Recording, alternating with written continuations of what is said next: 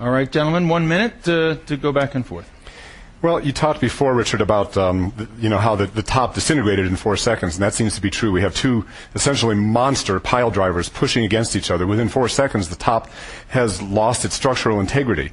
But I don't think that that means very much in terms of the mass. The mass is still there. It's still coming down at 100 miles an hour, and I would not want a ton of bricks falling on my head, even if they were broken up, coming onto my head at 100 miles an hour. I'm sorry, it doesn't make sense that just because they're broken up, they have no mass anymore. That seems to be what you're implying. Well, no, actually, what would feel better on your head, a box of apples falling on it, or individual apples from that box? What we have is the individual structural elements that are broken up. How can they crush the building at any rate when they're totally defragmented? Well, I still say that you're not taking gravity into account. The fragmentation of it doesn't change the mass, and the mass is coming down at 100 miles an hour. And I'm sorry, but I don't think anything can stand up to that. The problem is, all right, that it's out of time, and we're going to go next to a question for Richard Gage. First, however, I'd like to remind the audience that we are taping for television. We ask that you withhold your comments until later on when we'd like to give our opinion together to both participants equally. All right, then. Mr. Gage, the lateral ejection of heavy objects. We have a question for you. Heavy steel beams were ejected from the building, and some traveled pretty far. Can't this happen from a natural collapse as the beams are being snapped off? Well, indeed, we have quite incredible ejection from these buildings. In fact, they're landing, these 9-ton and 4-ton perimeter wall units are landing up to 600 feet away. They are ripped into the outside facades of the surrounding buildings. They are clocked by physicists with their horizontal vector traveling 70 to 80 miles an hour, instant speed, laterally. Now, this can't be caused by air pressure, because the air pressure is not enough. It's about 14 to 20 pounds per square inch, as we'll see here. The air pressure cannot be developed sufficiently. All of that minimal air pressure, less than what's in your bicycle tires at home, would be going out through the windows, not blowing these heavy structural units laterally. It just can't happen. It takes incredible energy, like the energy required of a 200-pound cannonball blowing 3 miles away. And there's lots of these perimeter wall units in all directions, symmetrically landing up to 600 feet away. It's absolutely uncanny. Richard, you continue being generous with your time. We're now going to go to Mr. Mohr for 2 minutes of rebuttal.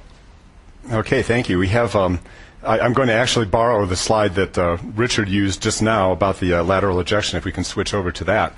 And it's not as good as his, and I apologize for that. But this is a model of lateral ejection caused by natural collapse. As the building collapses, as the speed increases on the collapse, air is pushing out faster and faster, causing greater lateral ejection, which is exactly what you see in that there. There is very, very little lateral ejection at first when this goes. Now, if it were all being done by a controlled demolition of some kind, then you would see that the lateral ejection would be pretty much the same all the way down. But look carefully, and you'll see that that is absolutely not the case.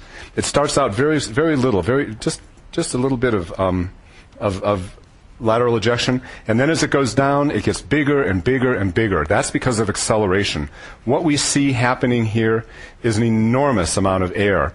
1/2 million cubic feet of air per floor being pushed down at something like 12 or 13 floors per second.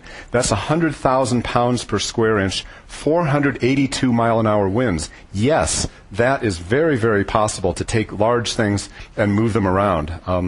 I apologize. Here we go. Here's an example of something from Hurricane Andrew, and you may have seen pictures like this.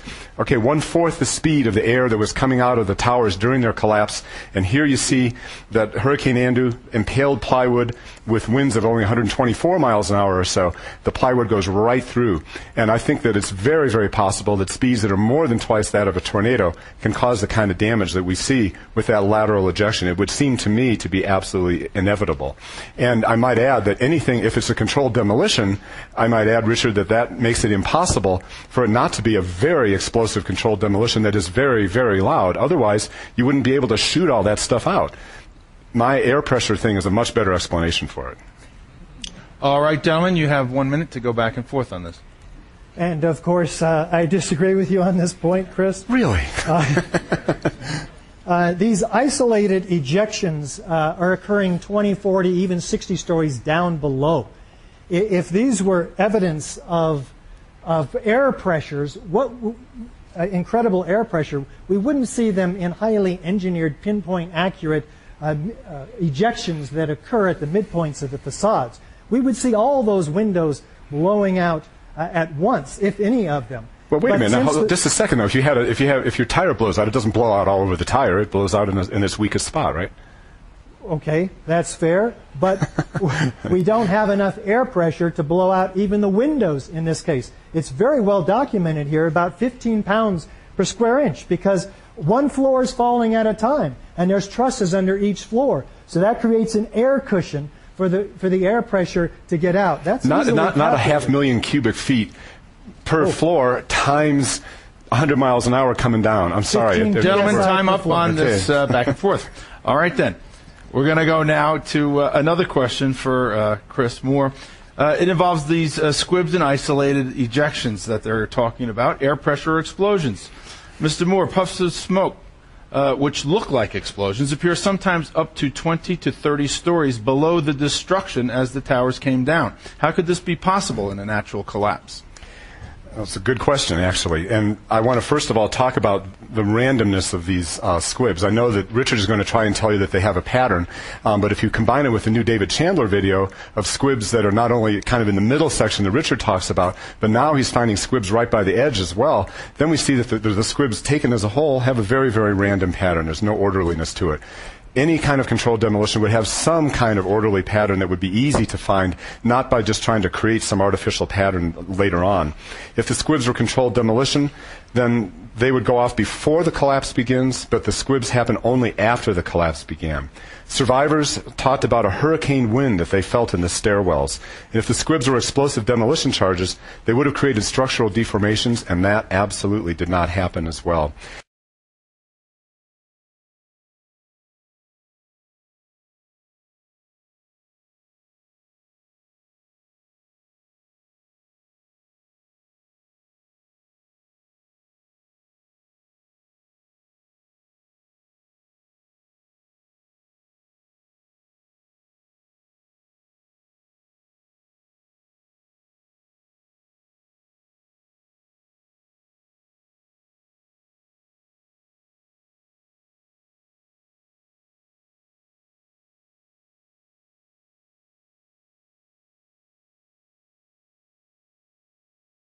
The squibs also are opposite the kind of pattern that you see in an explosion. Watch this carefully, down about 2/3 of the way down. It starts slowly in the squib. See, there it goes, and then it gets bigger.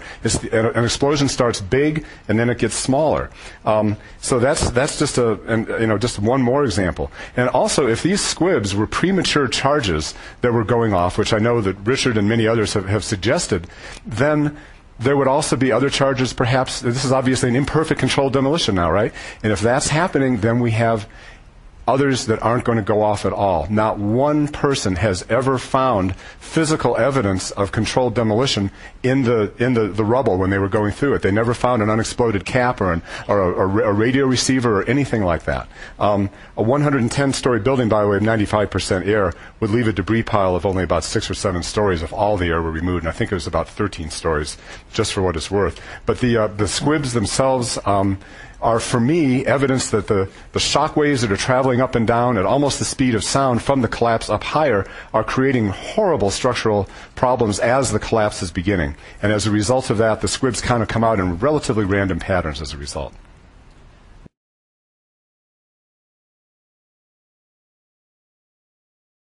The initial ejection is totally horizontal. It comes out at high speed at a horizontal rate of up to 200 feet per second.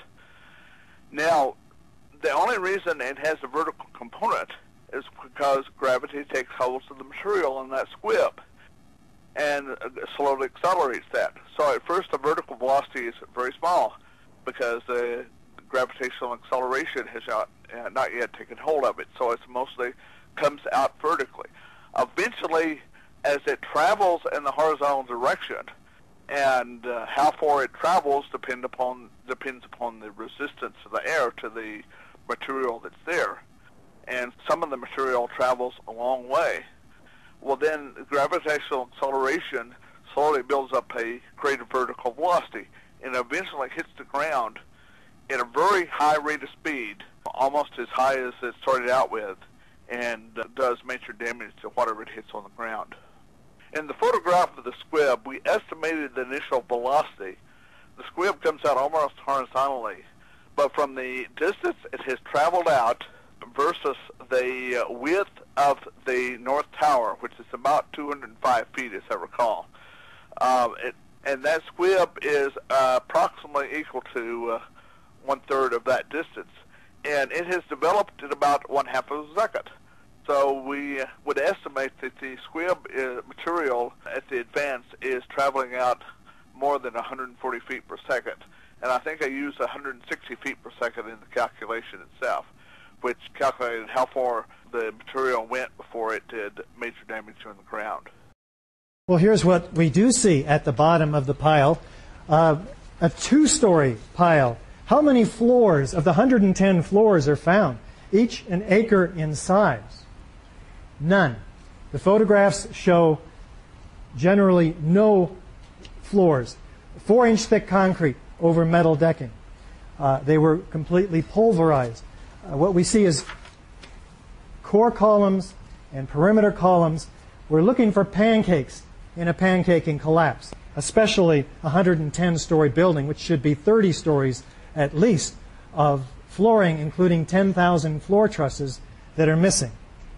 Regarding these squibs, these are pulverized building materials that are occurring. They're clocked at 160 to 200 feet per second.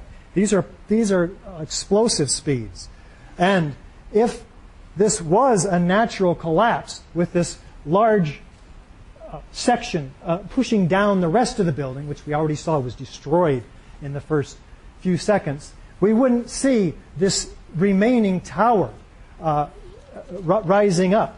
In fact, that remaining tower is evidence that the air pressures, the massive air pressures, which my opponent is discussing here, would have a great channel way up through that defragmented mass so that it would relieve itself upwardly, not push down through, again, the path of greatest resistance, but it wouldn't be developed at all, not even to the bicycle pressure speeds of 30 to 50 psi.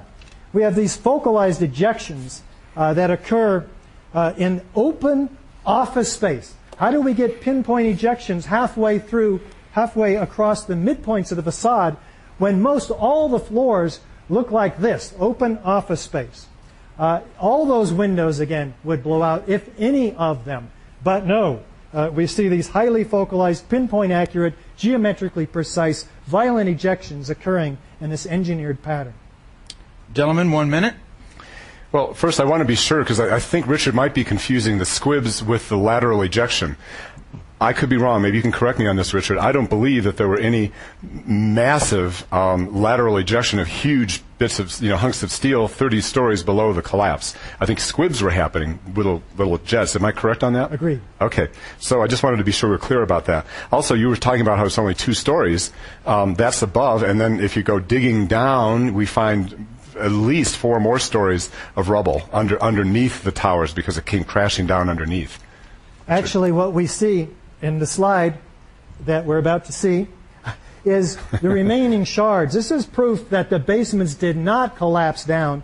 There are no stacks of floors from the ground floor up, down, stacked up in the basement.